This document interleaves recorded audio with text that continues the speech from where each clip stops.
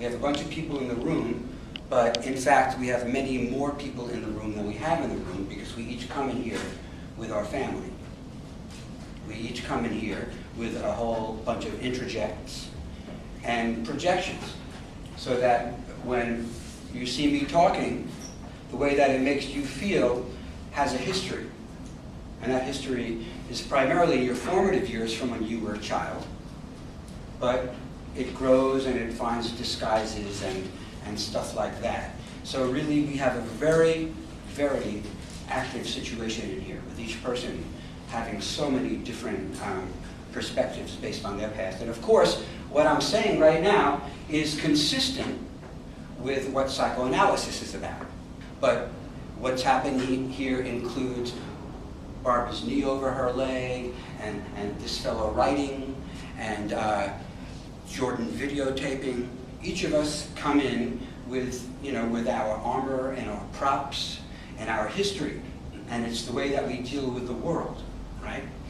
So, where I study at the Modern Analytics Center, I said studio, there's a lot of academic and didactic work, but it all takes place in a process group. And to the frustration of many more intellectually oriented students, it usually becomes about what's happening in the room. And the lesson gets applied to that, right?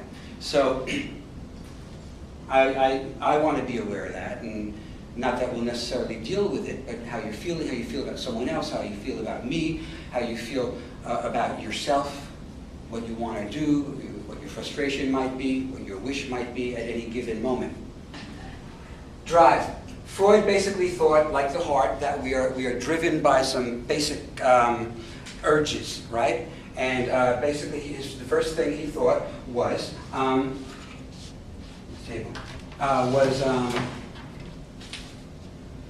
going to write it, eros, that's right, eros, or libido.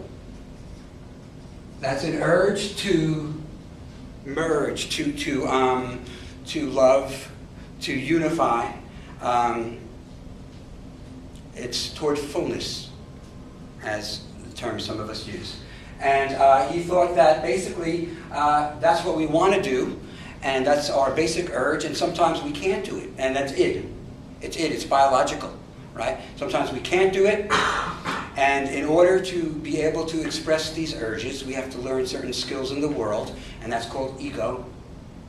And then sometimes we get ashamed of those urges, and that's called superego, right? So that's Freud's basic drive theory, right?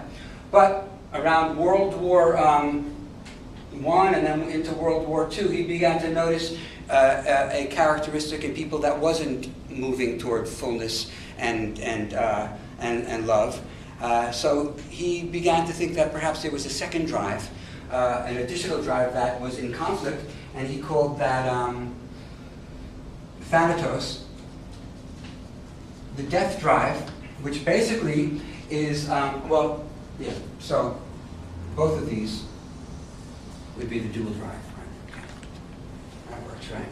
So we all, and I really relate to that, because basically I notice that any object that I have in my life, I slowly destroy it. And maybe I do that to relationships, I don't know, but basically, the way Freud puts it is we all have a deep urge to return to the state of inorganic matter, to decompose, to deconstruct, to deteriorate.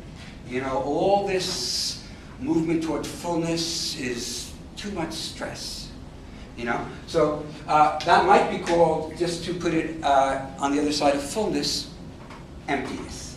So analysis works on the premise that, okay, the child never learned to make that move into self-other distinction. So what we want to do is set up a situation in which they can learn that. But that is not something that you can be told didactically. That is something that you have to experience. It is an evolutionary process. It can't be superimposed. it is born out of relationship. So according to psychoanalysis, therapy requires relationship. And it's not a relationship with someone who tells you what to do. It's a relationship between two people. And upon which, through which, the patient can relive those early periods that they didn't get through so well.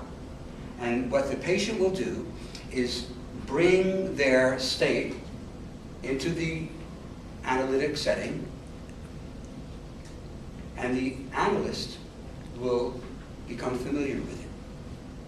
And the analyst will take that and try to help the patient grow through the relationship. Now, that's called transference. Freud thought that you could only use transference to help patients whose problems arose after they could speak. When babies and children express aggression, that's not nice. That's not nice. And they will be punished for it, they will be abandoned for it, and they will be hurt for it, for expressing aggression. This is pretty typical. So what happens is that in order to keep the object, that's psychoanalytic talk, in order to make sure that you still have your mother, in order to protect the object,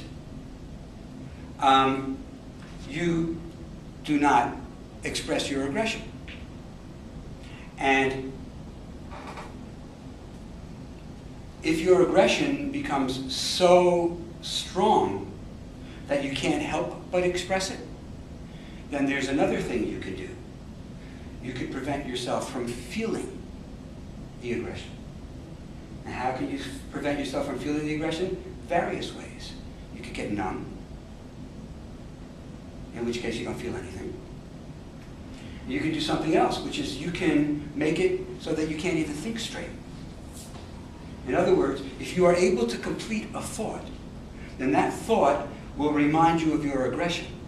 And if you are reminded of your aggression, you will fear annihilation at the loss of the object, the mother. So what happens to babies and children at an early age, according to modern psychoanalytic thought, is that they, at any cost, they maintain the object, including the loss of their own mind.